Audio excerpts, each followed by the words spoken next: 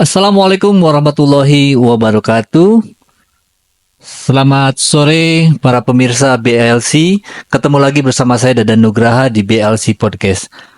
Pada kesempatan kali ini di awal tahun 2025 kami kedatangan tamu yang istimewa, yaitu dari LPK Arya Toru Persada.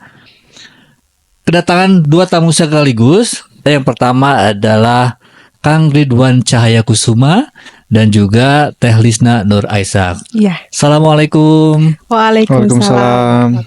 Alhamdulillah pada kesempatan ini sudah bisa hadir di BLC Podcast Studio. Terima kasih atas kedatangannya jauh-jauh dari Tanjung Sari. Tanjung Sari jauh juga ya. Sumedang. Walaupun Alhamdulillah. di Sumedang ya.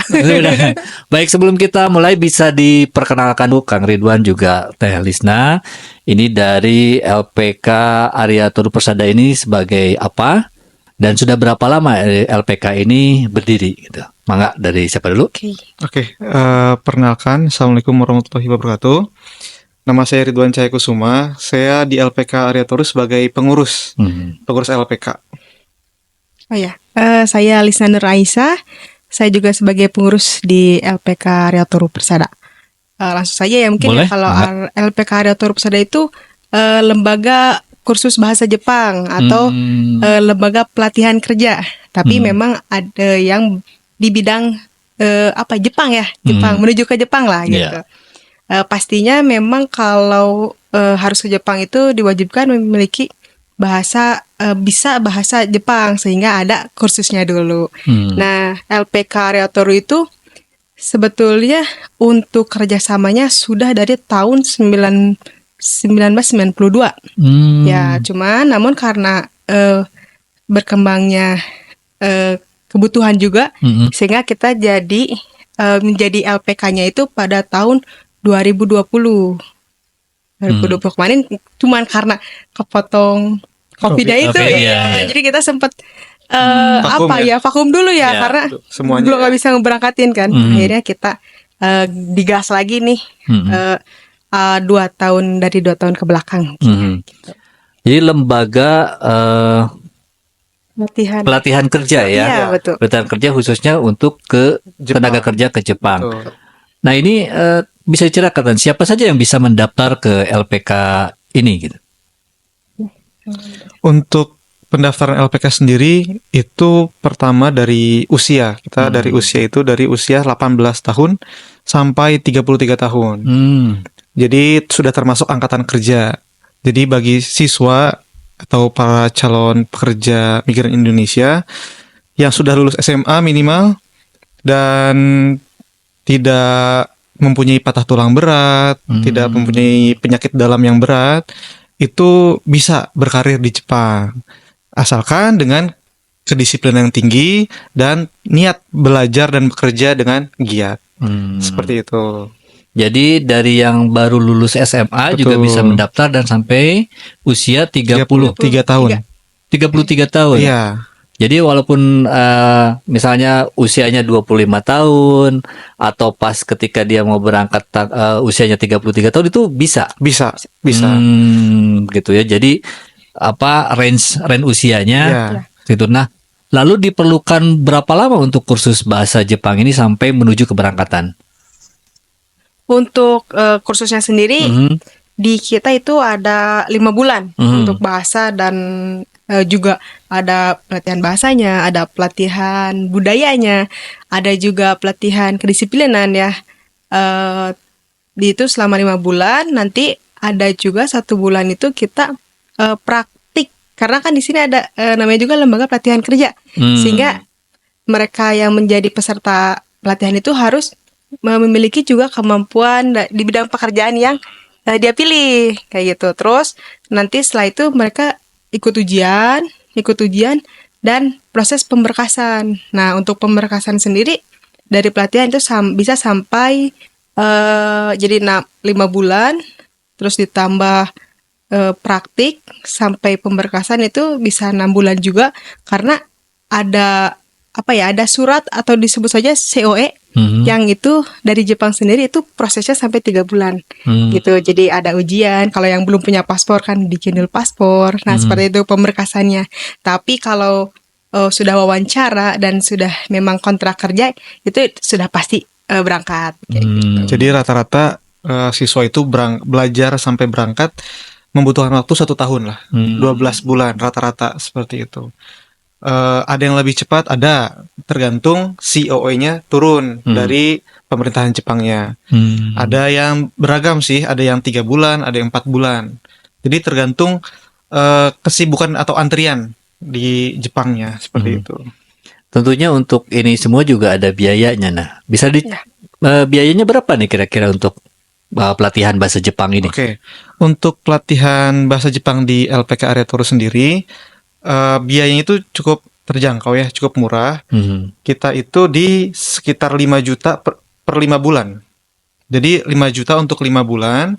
Nah, nanti teman-teman yang ingin bergabung, itu pembelajarannya itu dari hari Senin sampai hari Jumat. Nah, untuk jamnya kita ada di jam siang dan jam malam. Jadi untuk kelas karyawan sebutnya ya, untuk malam itu. Jadi pembelajaran full di 5 bulan. 5 bulan Iya. belajar untuk kursus bahasa Jepang ini, betul, ya. Betul. Ada dibutuhkan misalnya bahasa Inggrisnya juga diperlukan atau memang khusus bahasa Jepang yang dilatih? Untuk di kita khusus bahasa Jepang Bahasa saja. Jepang. Iya. Karena LPK ini adalah fokusnya tenaga kerja untuk berangkat ke Jepang, Betul. bekerja di Jepang. Betul. Nah, kalau dari pengalaman nih yang istilahnya yang mendaftar, murid yang mendaftar ke LPK ini kebanyakan yang memilih sebagai keahliannya atau tenaga kerjanya di sini sebagai apa ya biasanya? Nah, baik lagi nih Pak awal, karena kita kan dulu awalnya, boleh nih saya langsung Boleh, cerita aja. bangga, cerita aja. Langsung cerita aja nih. Awalnya terbentuk LPK Ariatoru itu karena dulu ibu saya itu bekerja di sekolah pertanian, sekolah pertanian di Tanjung Sari.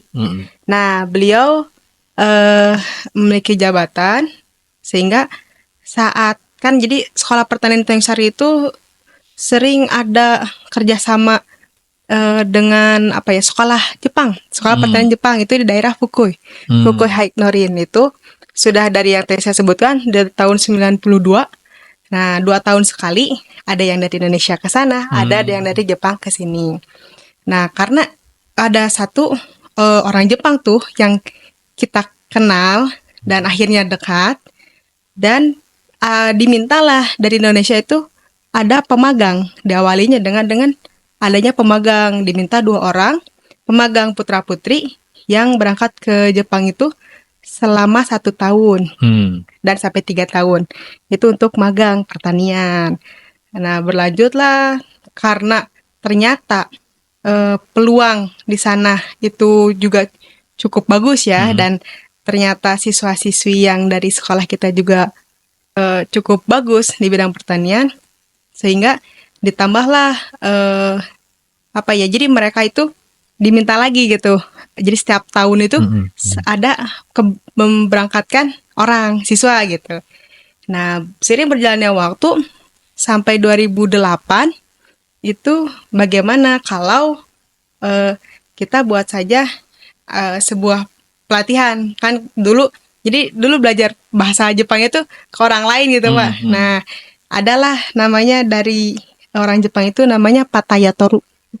Patayatoru yang mewakili dari Jepangnya, dan ibu saya yang dari sekolahnya ngobrol lah gitu Pak. Karena Patayatoru itu kuliahnya dia di IPB kalau nggak salah ya, di IPB di Indonesia Pak.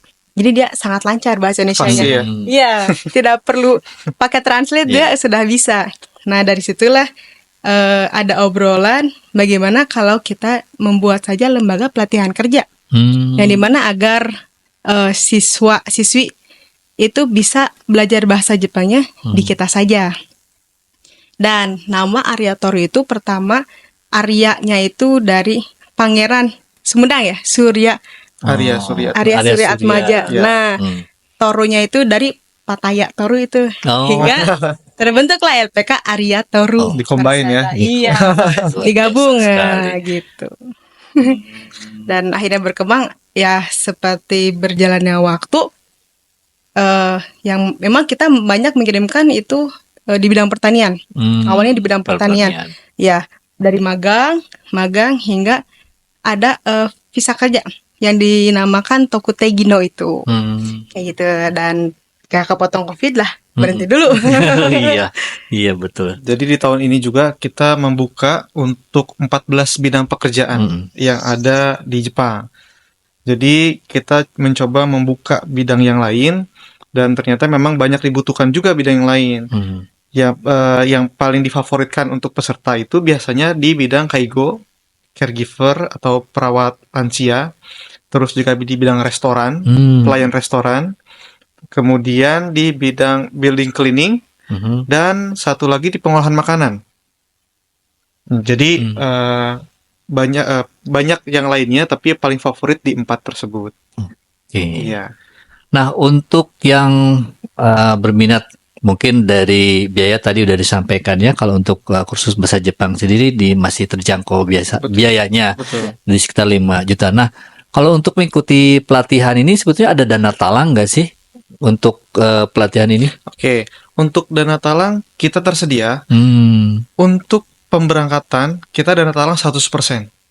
Ya, jadi setelah siswa menyelesaikan pembelajaran dan mereka mendapatkan ujian, setelah mereka mengumpulkan persyaratan dan lolos wawancara, langsung dana talang pemberangkatan 100%. Dari pembuatan visa, pembuatan paspor, pembuatan IKTLN, dan yang lain-lainnya sampai tiket pesawat, pengurusan COE dan biaya semuanya itu, semua dana talang. Dan nanti diganti setelah mereka bekerja di Jepang. Seperti itu. Jadi mereka itu bisa mengganti dalam waktu 1 tahun bekerja. Jadi tidak ada bunga dan tidak ada agunan. Betul. Jadi betul pure harga pemberangkatan dan segitu yang dikembalikan. Tapi untuk biaya ini kisaran berapa juta nih untuk dana talang ini sampai mereka Dana berangkat? talang pemberangkatan itu di sekitar 40 sampai 48. Nanti dilihat lagi biasanya apakah tiket pesawat sudah termasuk perusahaan. Nanti dikurangi seperti itu. Jadi range-nya itu dari 40 sampai 48. 40 sampai 48. Iya. Lalu tugas LPK itu hanya sampai memberangkatkan kan? Nanti di sana ada yang mengurus sendiri atau gimana? Betul. Tugas LPK di sini ialah membentuk karakter siswa itu tersebut. Saat pembelajaran, mereka akan belajar budaya, etos kerja Jepang, dan sikap bagaimana dia sudah bekerja di Jepang. Nah, sampai setelah mereka lolos wawancara dan diterima, nanti ada pihak yang berwenang, yaitu P3MI, perusahaan penyalur pekerja migran Indonesia. Jadi setelah mereka lulus wawancara, nanti pihak P3MI dan berizin resmi, dia memberangkatkan siswa sampai perlindungan siswa sampai di Jepang. Jadi nanti saat siswa di Jepang, mereka bisa konsultasi kepada P3MI, misalkan konsultasi, saya mau pindah kerja, gimana caranya? Nanti dikasih masukan-masukan. Ataupun siswa ingin kuliah sambil kerja di Jepang pun bisa. Oh gitu. Ya, ada layanannya. Jadi bertitik karir itu tidak hanya sampai Tokutegino saja. Kan Tokutegino ada 2, Tokutegino pertama dan Tokutegino 2. TG pertama itu batasnya 1 sampai 5 tahun. Setelah visanya habis, mereka bisa lanjut TG 2 dan itu bisa membawa anak istri. Bisa lebih lama tinggal di Jepang. Seperti itu. Oh, begitu. Jadi tugas LPK ini hanya sampai membentuk karakter, melatih SDM-nya untuk diberangkatkan ke Jepang. Setelah tentunya melalui proses mereka lolos dapat sertifikasi dan sesuai dengan kemampuannya diberangkatkan ke Jepang, dan di Jepang nanti ada yang bertanggung jawab sendiri. Oke. Nah, tapi untuk misalnya nih untuk kesehatan mereka di sana, kalau kata di kita kan ada BPJS lah atau apa segala macam, itu di cover oleh siapa tuh? Kalau untuk kesehatan sebelum mereka berangkat sudah harus wajib mempunyai BPJS. Itu nanti akan diurus berbarengan dengan IKTLN. Itu kartu identitas untuk pekerja migran Indonesia dan BPJS. Nanti setelah mereka di sana pun tetap P3MI bertanggung jawab untuk kesehatan siswa. Jadi misalkan ada keluhan yang mereka rasakan, mereka bisa melaporkan dan nanti ada petugasnya lagi di Jepang untuk langsung menindaklanjuti. Oh begitu. Begitu. Nah kalau bisa mungkin disampaikan kisaran gaji kira-kira berapa sih bekerja di Jepang itu? Gaji di Jepang itu kan ada dua apa nih, yang saya jelaskan, ada magang, ada visa kerja. Kalau rata-rata itu visa kerja itu sudah jika dirupiahkan ya, di atas 18 juta. Nah, kalau untuk magang berarti di bawah. Nah, rata-rata biasanya yang magang itu mereka dapat 10, 12 seperti itu. Tapi bisa tergantung lokasi juga. Bila lokasinya bisa sebut saja misalkan di kota, bisa lebih besar lagi gitu. Jika mungkin di pedesaan, mungkin bisa dapat 15 juga, mungkin kemungkinan itu bisa, Pak. Karena ibaratnya gaji pokoknya ya, tapi bisa ada juga yang termasuk lembur, ada juga yang belum gitu tuh. Jadi ada juga yang memang mereka cerita senang-senang akhirnya mendapatkan berapa dia, mereka sebulan 25 juta, ya 28 juta. Ya walaupun kotor tapi tetap banyak kan, Pak? Banyak, iya. Dibanding di sini. Banyak, iya. Banyak sekali. Iya. Segitu udah. Kalau di Indonesia jabatannya apa itu? Ya, Manajer. ini dengan lulusan SMA saja bisa menghasilkan seperti itu kan luar biasa. Gitu. Betul. Tapi semua itu tentunya didapat tidak dengan mudah ya. Betul, butuh proses. Butuh proses ya, tidak ujuk-ujuk langsung segitu gitu. Niat bisa mau ke luar negeri aja kan itu, Pak. Wah. Iya. Nah, lalu dari ini apa? Kalau yang part time itu tadi yang sambil kuliah itu gimana? Kalau yang sambil kuliahnya biaya sendiri atau gimana? Kalau untuk kuliah itu dia nanti bekerja sama dengan universitas di Indonesia. Jadi online. Jadi masuknya nanti mereka masuk kelas karyawan, nanti mereka bekerja normal dari pagi sampai sore, malamnya dia langsung kuliah online dengan universitas yang ada di Indonesia. Oh, Indonesia bukan yang Jepang. Bukan. Oh, begitu sistemnya. Nanti setelah mereka dinyatakan lulus kuliahnya, mereka bisa mengajukan lagi di Jepang, misalnya mereka mau naik skill. Kan kalau bekerja ini dia N4. Nah, nanti dia mau naik skill ke N3. Nanti saat mereka lolos di N3 itu dia bisa kerja di bagian kantor, Pak. Kalau di N4 ini dia kan bekerja banyaknya di pabrik, di bagian pembangunan, di bagian teknis. Nanti kalau dia level bahasanya naik dan level pendidikannya naik, dia nanti bisa naik juga gajinya, naik juga jabatannya, seperti itu. Itu ya. Jadi memang ada prosesnya ya, bisa naik jabatannya tergantung memang dari pribadinya sendiri, bagaimana mereka mau berkembang atau tidaknya. Nah, lalu untuk untuk persiapan ya untuk di sana tadi biayanya sudah, lalu ada suka dan duka nggak sih ceritanya gitu, sudah berangkat ke sana gitu kira-kira? Untuk suka dukanya, pertama sukanya karena dapat uang, Pak. Gaya-gaya foto-foto gitu ya. Lihat salju kan gitu, Pak. Kalau boleh tahu ada memberangkatkan berapa angkatan nih batch untuk ke sana? Kalau untuk yang di bidang Tokuteginonya, kita baru memberangkatkan berarti sekitar 2 ya, Pak. 2 karena yang kepotong Covid itu berarti 2 batch. Tapi untuk yang magangnya sendiri itu berapa kalau misalkan dari 2008 sampai sekarang 2008 sampai 2019 lah, 2018 lah. Berapa tahun tuh?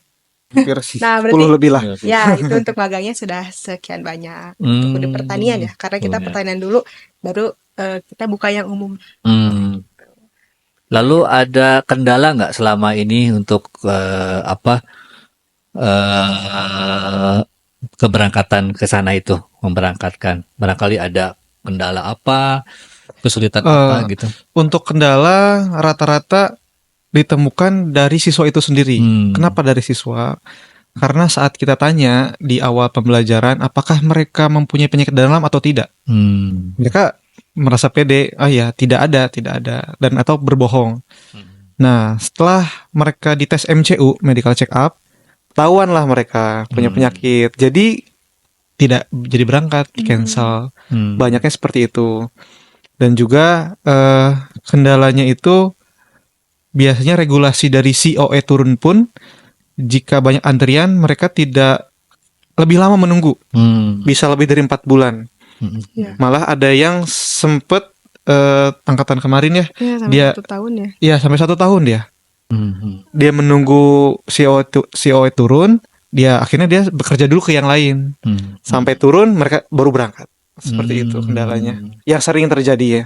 Jadi, nah kalau setelah misalnya pelatihan, terus tiba-tiba dia nggak lulus, itu gimana? Tapi dia sehat, tapi ternyata tidak memenuhi kualifikasi, itu bagaimana biasanya? Apakah dananya dikembalikan atau hangus atau gimana tuh kira-kira? Kalau kualifikasi yang usia pendidikan itu kan sudah Betul. udah disaring dari awal ya Pak. Dan kesehatan juga kan kita sudah wanti-wanti. Tapi untuk misalkan karena ujian kan yang penting itu untuk TG itu ada ujian bahasa dan ujian SSW-nya, spesifik skill-nya. Nah itu jika gagal itu kan bisa ujian lagi sebetulnya. Jadi apabila gagal di yang kualifikasi awal itu memang sudah dari awal. Tapi setelah dia lolos dan bisa mengikuti pelatihan, lalu dia ujian, gagal ujian pertama, itu bisa ujian lagi. Jadi ikut ujian lagi. Mau SSW-nya itu, terus mau bahasanya juga bisa. Nah selanjutnya ke wawancara. Nah biasanya bahasa di bahasa lulus, wawancara itu loh, wawancara dengan perusahaannya. Jadi karena kalau bahasa Inggrisnya gemper ya. Iya, bahasa Inggrisnya gemper wah itu maksudnya. Karena kan langsung one by one dengan perekrutan dari orang Jepangnya sekaligus. Menggunakan bahasa Jepang juga langsung. Nah itu biasanya yang memang membutuhkan waktu orang-orang untuk berlatih wawancara atau disebutnya yang mensetsunya itu berlatih wawancara, karena kadangkala pertanyaannya itu ada yang memang baku, ada pun yang memang nanya sehari-hari gitu. Jadi kan karena penguasaan bahasa juga mereka mungkin terbatas atau ya itu tadi gemper teh ya. Tapi kalau misalnya di wawancara tidak lulus, bisa mereka melakukan wawancara berikutnya? Bisa ada lagi gitu. Ada lagi, tapi mungkin dengan perusahaan yang berbeda atau gimana? Iya betul. Bisa sama, bisa berbeda. Iya betul. Nanti mungkin nunggu lagi, misalkan ini ada yang pertama dulu, angkatan pertama, nanti nunggu lagi, misalkan minggu depan ada lagi, tunggu lagi kayak gitu. Dan untuk jurusan banyak yang bertanya, saya dari teknik nih, pengen ke caregiver bisa nggak? Bisa. Jadi tidak terpaku dengan apapun jurusan kalian saat SMA atau kuliah, itu bisa. Yang penting saat kita memberikan materi, mereka harus bisa memahami. Jadi boleh apa saja diambil. Misalkan dari SMA mengambil bidang perhotelan, bisa. Karena kita kan memberikan materi tidak hanya bahasa, tapi juga materi SSW-nya atau spesifiknya gitu. Misalkan mau nyilang dari bidang ke yang lain dan pilihan keduanya, boleh juga. Misalkan saat berangkat ke Jepang, siswa mengambil bidang perhotelan. Pas sudah 2 tahun di Jepang, pengen pindah bidang nih, bisa. Belajar lagi bidang yang lain. Misalkan bidang pengolahan makanan. Jadi saat tahun ketiga, saat sudah lulus tentunya, tahun ketiga dia sudah bisa pindah bidang pengolahan makanan.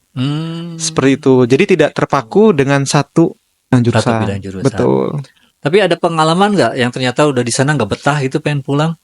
Wah, ada aja Pak pasti. Banyak. Ternyata mereka semangat di sini. Nyampe sana, wah, culture shock gitu kan. Culture shock, betul. Ada sih, cuman tapi kan tidak bisa segampang itu betul. juga. Ya, sudah kontrak. Ya, sudah kontrak. Jadi sebetulnya yang dibutuhkan untuk berangkat kerja di luar negeri gitu ya, khususnya di Jepang ini, pertama selain soft skill dan hard skill, soft skill dan hard skill, juga yang diperlukan adalah mental yang kuat. Betul Ya, sekali. sampai di sini semangat pas nyampe sana. Betul. Iya. Wih, gitu. Kan Betul, jadi betul, memang betul. harus disiapkan juga ya. Betul.